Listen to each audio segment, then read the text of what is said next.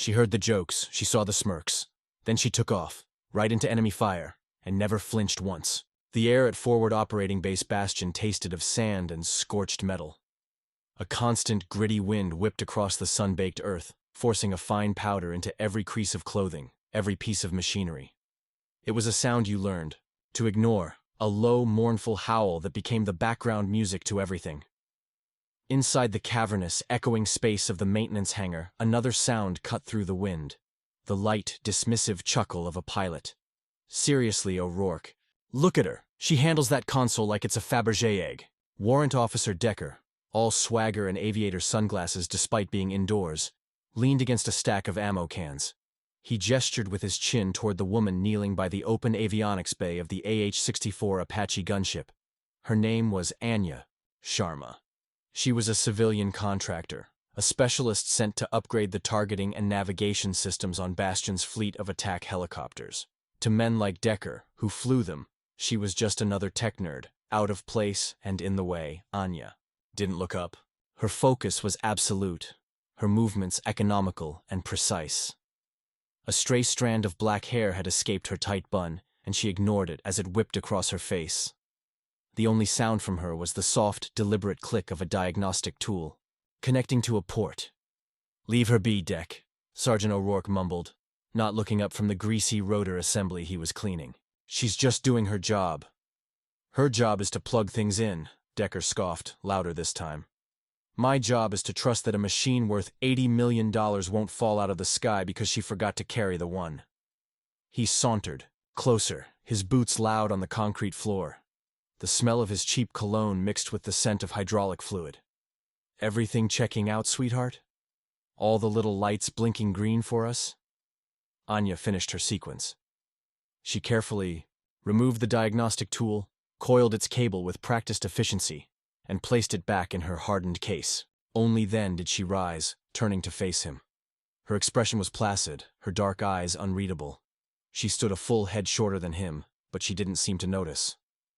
"The firmware update is complete, Warrant Officer," she said, her voice calm and even, carrying no hint of irritation. "I've also recalibrated the TAD sensor array. The thermal imaging drift you reported on your last sortie should be resolved."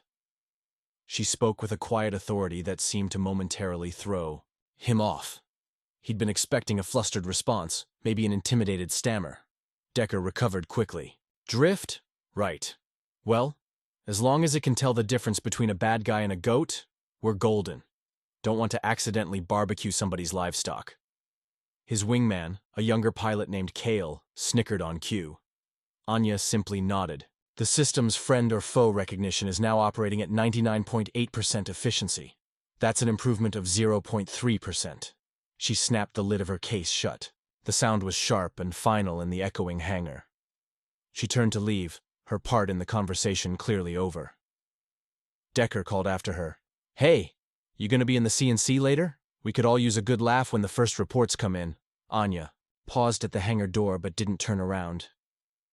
She gave a slight shake of her head, a gesture so small it was almost lost in the vastness of the space, and then stepped out into the swirling dust and noise. Later, the wind picked up. Sutkwai mournful howl became a vicious shriek, rattling the corrugated steel walls of the command and control center. Sand found its way through the door seals, dusting every surface, making the air thick and hazy. The mood inside was just as foul. "They're pinned down, Colonel." The communications officer's voice was tight with stress, his knuckles white. On the edge of his console. "Vandal 2-5 is taking heavy sustained fire from elevated positions. They can't move." Colonel Hayes, a man whose face was a roadmap of past conflicts, stared at the digital map. A single friendly icon blinked red, surrounded by a swarm of hostile markers. It was a textbook ambush. "Where is my air support?" Hayes demanded, his voice a low growl that cut through the chatter. "Decker's bird is still grounded," an operations officer replied, sweat beading on his forehead. "That firmware update, the one the civilian was running." Decker, standing near the back, bristled. "It's not the update. We're red flagged. This wind is gusting over 60 knots. It's too dangerous to fly.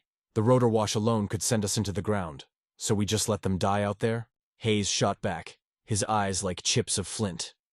Static erupted from the speakers, followed by a panicked voice. "Command, this is Vandal 2-5. We have 2 men down. I repeat, 2 KIA. We are being boxed in. We need fire on these coordinates now. Or we are not making it back." The coordinates flashed on the main screen. A rocky, treacherous ridge, a nightmare to approach even in perfect weather. "God damn it," Decker muttered, scrubbing a hand over his face. "Even if we could get up, a fire mission in this storm, with visibility at 0, we'd be firing blind. We could hit our own guys." Anya Sharma stood near the edge of the room, forgotten. She had come to deliver her final report to the colonel, a simple handover of a datapad. But she had frozen, her hand on the door, when the first distress call came in. She watched the organized chaos, her face a mask of calm composure. She studied the topographic maps, her eyes tracing the flight paths, the wind vectors, the enemy positions. No one looked at her. No one noticed the subtle shift in her posture, the way her focus sharpened until it was a tangible thing. The comms. Officer shook his head. "It's no good, sir. All other air assets are engaged or grounded by the storm. Vandal 2-5 is on their own." A heavy, suffocating silence fell over the room, broken only by the raging wind and the desperate fading pleas over the radio. The men in the room, the warriors, the pilots, looked at the map, at their feet, at anything but the blinking red icon that represented 12 dying men. They had run out of options. Then, a new sound, a chair scraping against the floor. Every head turned. Anya Sharma was pushing her chair back from the wall. She placed the datapad she was holding gently on an empty console. Then, with a steadiness that seemed to defy the panic in the room, she walked toward Colonel Hayes. She moved past the stunned faces of pilots and officers, her footsteps quiet but purposeful. Decker watched her, a look of pure, baffled disbelief on his face. What was the tech nerd doing? Was she going to offer to reboot the system? Anya stopped directly in front of the colonel, her gaze unwavering. The room was so quiet now that the static from the radio seemed to roar. She said nothing. She simply held out her hand. Not for a handshake, but with her palm up, in a gesture of unmistakable demand. Colonel Hayes stared at her, then at her outstretched hand, then back into her eyes. He saw something there he hadn't seen before. Not the timid civilian, not the quiet technician. He saw a flicker of something else. Something hard-won and absolute. "Give me the keys to Decker's Apache," Anya said, her voice perfectly level, cutting through the storm. "I can get to them." For a long moment, the only sound in the command and control center was the screaming wind outside and the frantic, distorted voice of Vandal 2-5 begging for help over the radio. Inside, there was a vacuum of pure shock. Decker was the first to break it with a harsh, incredulous laugh. "The keys? Are you insane? You're the IT girl." He stepped forward, planting himself between Anya and the colonel. "Sir, with all due respect, this isn't the time for jokes. We have men dying out there." Colonel Hayes didn't look at Decker. His eyes remained locked on Anya. He saw no hint of delusion in her gaze, only a formidable, unyielding certainty. It was the look of a professional assessing a problem. "Who are you?" Hayes asked, his voice low and dangerous. He was not a man who suffered fools. "My name is Anya Sharma," she answered simply, her hands still outstretched. "I'm a developmental test pilot on civilian attachment from the Army Aviation Applied Technology Directorate. My specialization is avionics integration and adverse weather flight performance." She paused, then added a detail that hung in the air like smoke. "My call sign was Archangel." A ripple of recognition went through the room. Not everyone knew the name, but the ones who did, the senior NCOs, the career officers, Hayes himself, stiffened. Archangel wasn't just a call sign. It was a ghost story, a legend whispered about in flight schools and officers' clubs. A test pilot who flew experimental machines through impossible conditions, who wrote the book on half the systems they now used without a second thought. They said Archangel had vanished into the private sector years ago. Decker's smirk faltered. That's a lie. Archangel was a guy, and he flew years ago. "The files are sealed," Anya stated, her voice devoid of emotion. "But the colonel can verify my credentials. Sir, Vandal 2-5 has less than 10 minutes of survivable contact left. We don't have time for this." Hayes stared at her for another second, then turned to the comms officer. Cut their feed from the main speakers. Pipe it to my earpiece only. And someone get me the AATD verification codes for Sharma, Anya. He turned back to Anya and looked at her outstretched hand. He reached into his pocket and produced a small, key-like fob with a red tag. He didn't give it to her. Not yet. The winds are gusting to 65 knots, Sharma. The official flight ceiling is 0. You'll be flying into a wall of sand. The Apache can handle it, she said, her tone absolute. The engine intakes are rated for heavy particulate. The danger isn't mechanical failure, it's spatial disorientation. Decker is right about that. But the system I just upgraded links the helmet-mounted display directly to the inertial navigation system and the forward-looking infrared. I can fly it blind. I'll see the terrain through the data, not my eyes. Her explanation was so precise, so confident, it silenced all argument. She wasn't boasting. She was stating facts. Decker just stood there, his mouth slightly agape. He knew the theory, but he'd never heard anyone speak about it with such practical certainty. The colonel's aide rushed over and whispered something in his ear, showing him a screen on his datapad. Hayes's eyebrows shot up. He looked at Anya with a completely new expression, a mix of awe and disbelief. He slapped the key fob into her waiting hand. "Kale!" Hayes barked at Decker's younger wingman. "You're her co-pilot gunner. Get your ass to that bird.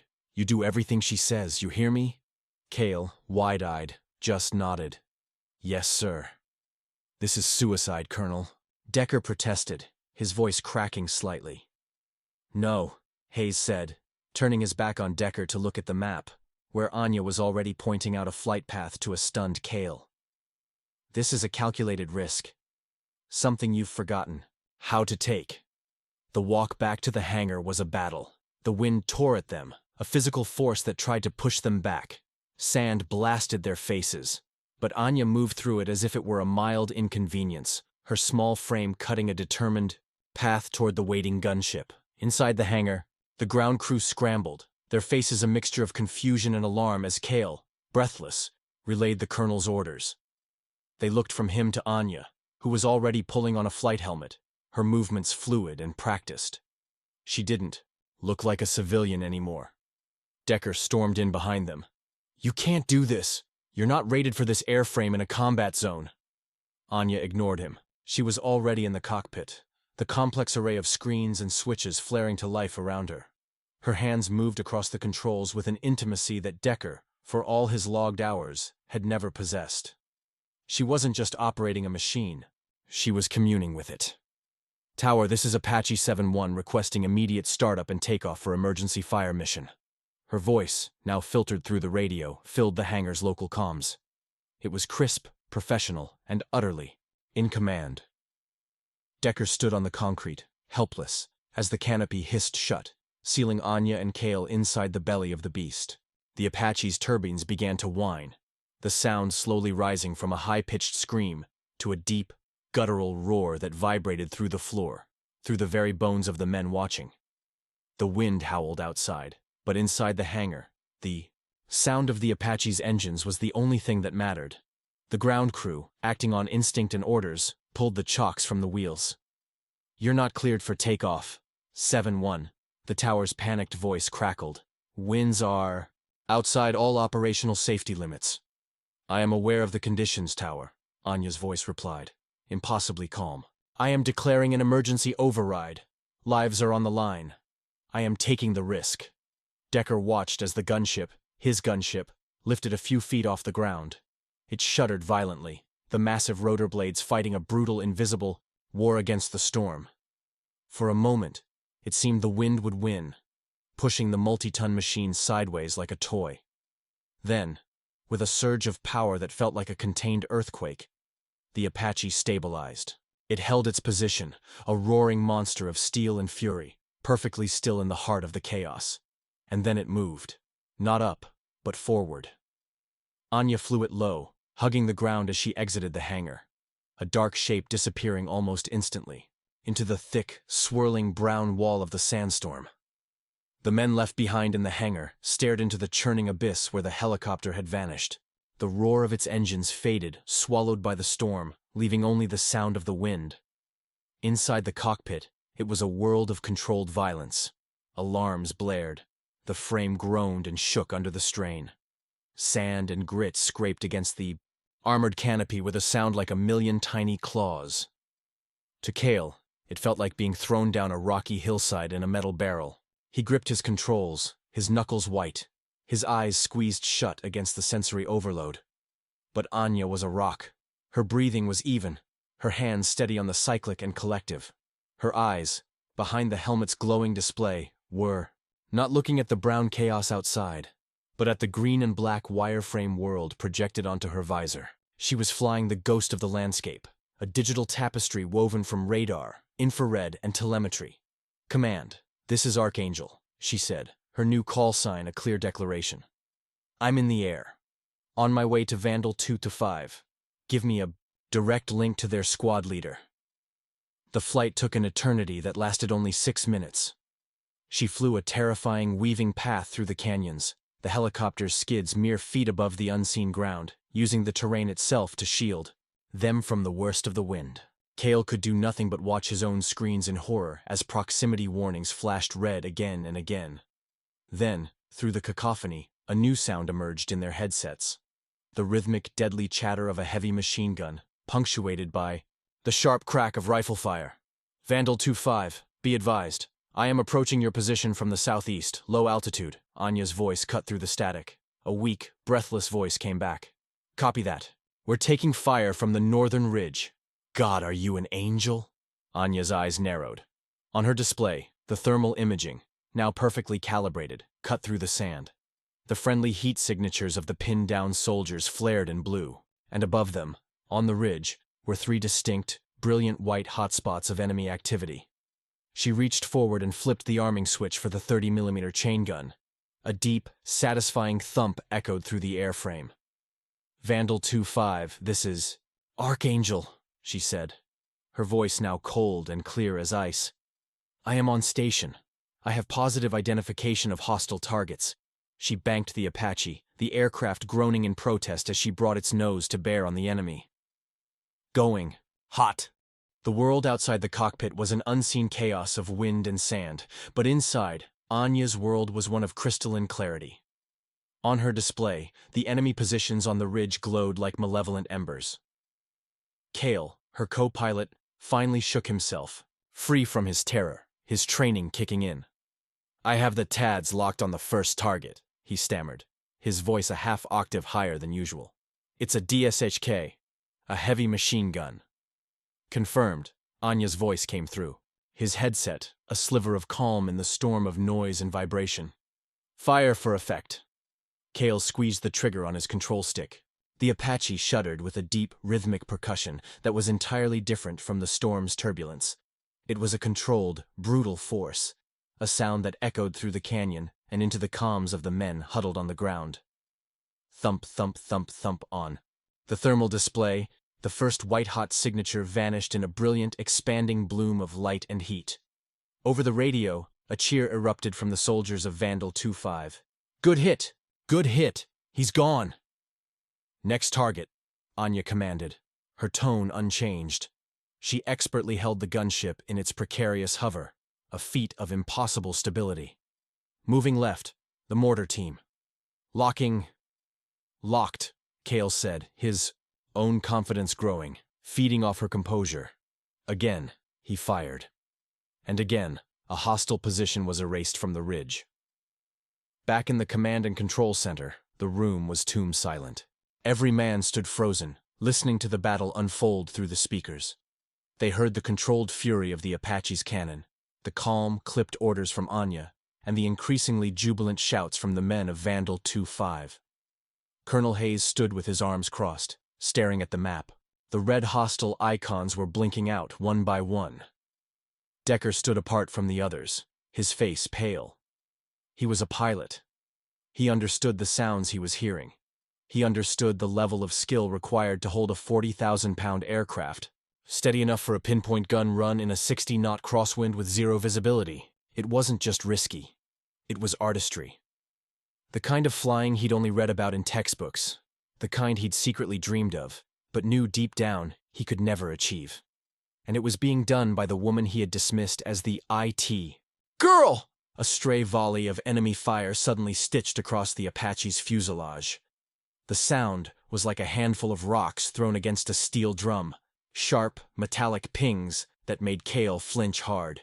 "We're taking fire!" he yelled. "It's just small arms," Anya's voice cut in, steady as a heartbeat. "The armor will hold. Stay on target. One left." Cale took a shaky breath, focused on his screen, and locked the final target. He fired a last, sustained burst. The cannon roared. And then, silence. The only sounds were the whine of the turbines and the ceaseless howl of the wind. The gunfire from the ridge had stopped completely. A long moment passed. Then, the voice of the Vandal 2-5 squad leader came over the radio, thick with emotion and exhaustion. "Archangel. Command. Targets neutralized. The ridge is clear. You got 'em. You got all of 'em." "Good copy, Vandal 2-5, Anya replied. "What is your status? Can you move to an extraction point?" We're gathering our—" "Fallen," the soldier said, his voice cracking. "But we're gonna make it. My God. We're gonna make it. Archangel, thank you." "Just doing my job, Vandal 2-5, she said softly. "Stay safe. Archangel out." She pulled the Apache away from the ridge, banking it smoothly into the brown curtain of the storm. The flight back to Fob Bastion was as treacherous as the flight out, but the mood inside the cockpit had transformed. The terror was gone, replaced by a profound, shared exhaustion. When the dark shape of the gunship reappeared through the dust and settled gently onto the hangar floor, it was met not with alarm, but with a stunned, reverent silence. The ground crew just stared. The engines spooled down with a final dying whine. The canopy hissed open. Cale climbed out first, his legs shaky, and he leaned against the fuselage for support, pulling off his helmet. He looked at the waiting men, then back at the cockpit with an expression of pure awe. Then Anya emerged. She swung her legs over the side and dropped lightly to the concrete. She pulled off her own helmet, and the stray strand of black hair, now matted with sweat, fell across her face again. She looked small, unassuming, no different than she had hours before. But everything had changed. Colonel Hayes was there. So was Decker. The entire ground crew, the other pilots, they all just watched as she walked toward them. There was no swagger, no triumphant smile. Her face was tired but composed. She walked directly to Decker. He flinched, as if expecting a blow or a scathing remark. He opened his mouth to say something, an apology, a denial, an excuse. But no words came out. His throat was dry. His own arrogance felt like ash in his mouth. Anya simply held out the key fob with the red tag. He looked at it, then at her face. Her dark eyes held no malice, no "I told you so." They held nothing but a quiet, dignified professionalism. He slowly, hesitantly, took the keys from her. Their fingers brushed. The contact felt electric. Anya gave him a small, almost imperceptible nod. Then she turned to Colonel Hayes, who was looking at her as if seeing her for the first time. She straightened her shoulders, her duty complete. "The firmware update is stable under combat conditions, Colonel," she said, her voice clear and steady in the now quiet hangar. "My report is complete.